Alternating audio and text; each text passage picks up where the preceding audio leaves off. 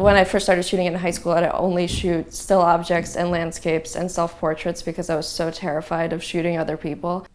Over time and practice, I sort of overcame that fear.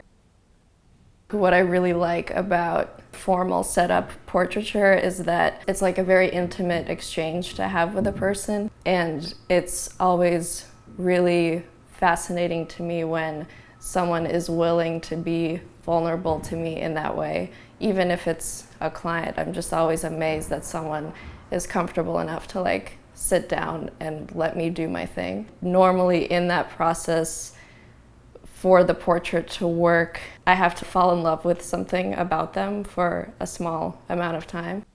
And once I find that, then I get really excited. I was born in Moscow. I spent most of my childhood and adult life traveling between Moscow and Florida. That aspect of my upbringing didn't really start affecting me until college, when I made most of my work about that, and I think I kind of continue making a lot of my personal work about not really feeling home in one place or the other and trying to understand what it means to have your family kind of separated across the globe like that.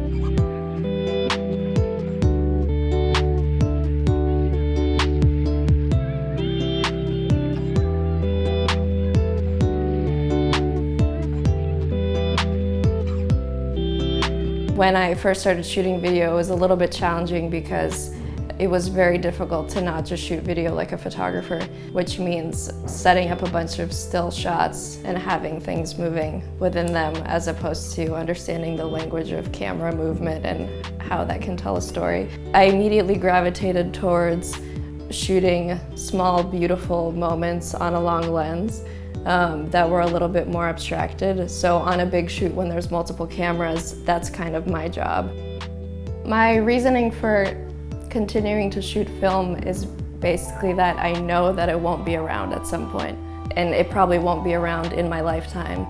So while there is this finite amount that exists, I might as well shoot as much of it as I can.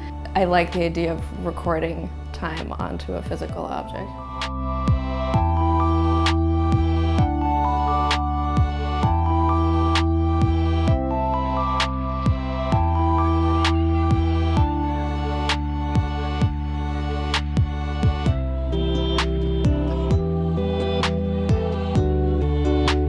I try to keep a camera on me as much as possible.